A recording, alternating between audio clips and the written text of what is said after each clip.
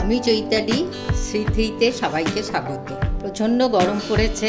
এই গরমে কি ঠান্ডা খাবো এইটাই আমাদের চেষ্টা। সেই জন্য আজকে আমি পান্তা ভাতের থালি দেখাচ্ছি। পান্তা ভাতের থালি করতে আমি এই মুসুর ডালটা 1 ঘন্টা আগে ভিজিয়ে রেখেছিলাম, নিয়ে এটাকে আমি পেস্ট করে নেব। পান্তা ভাতটা খেলে বেশ শরীরটা ঠান্ডা লাগে। মুসুর ডালের সঙ্গে 2টো কাঁচা লঙ্কা দিয়ে আমি পেস্ট করে নিচ্ছি। মুসুর ডালটা আমার পেস্ট হয়ে গেছে, এটা অন্য জায়গায় ঢেলে নিচ্ছি। এটাতে মুসুর ডালের বড়া বানাবো আর মুসুর ডালের পেঁয়াজি বানাবো। পান্তা ভাত দিয়ে বড়া পেঁয়াজি খেতে খুবই ভালো লাগে। আমি এর মধ্যে দিয়ে নিলাম নুনটা দিয়ে নিয়ে ভালো করে মিলিয়ে নিলাম। আমি এর মধ্যে নিয়ে দিলাম একটু ধনেপাতা কুচি, দিয়ে এটা মিলিয়ে নিলাম। তারপর আমি কড়াইতে তেল দিচ্ছি। দিয়ে দিলাম কড়াইয়ে তেল দিয়ে এগুলো গোল গোল করে আমি তেলে দিয়ে দিলাম।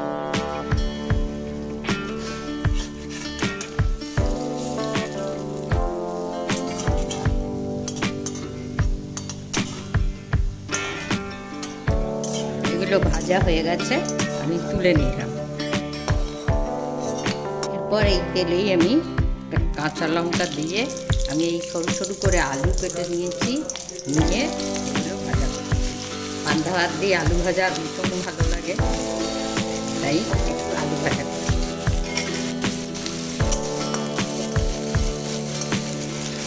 এই আলু ভাজাতে একটু নুন দিয়ে নিলাম।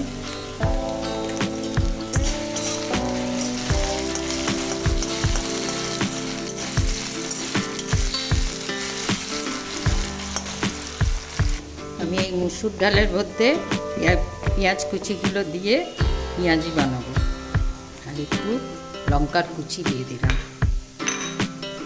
দিয়ে ভালো করে মিশিয়ে নিলাম।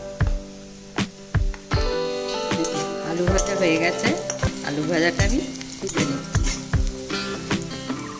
তেলটা কমে গেছে, তাই আরেকটু তেল দিয়ে নিলাম। দিয়ে আমি এই পেঁয়াজিগুলো ওর মধ্যে একটু ভেজে নেব।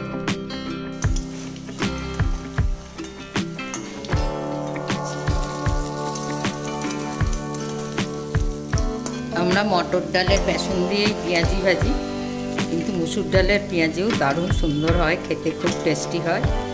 তোমরা একদিন করবে, করে দেখবে, ভালো লাগবে। পেঁয়াজিগুলো ভাজা হয়ে গেছে, আমি পেঁয়াজিগুলো তুলে নেব। আমি এই তেলেই একটা লঙ্কা, শুকনো লঙ্কা ভেজে নিচ্ছি। অনেকে আলুর চোখা বানায়, আলু ভাতে বানায়।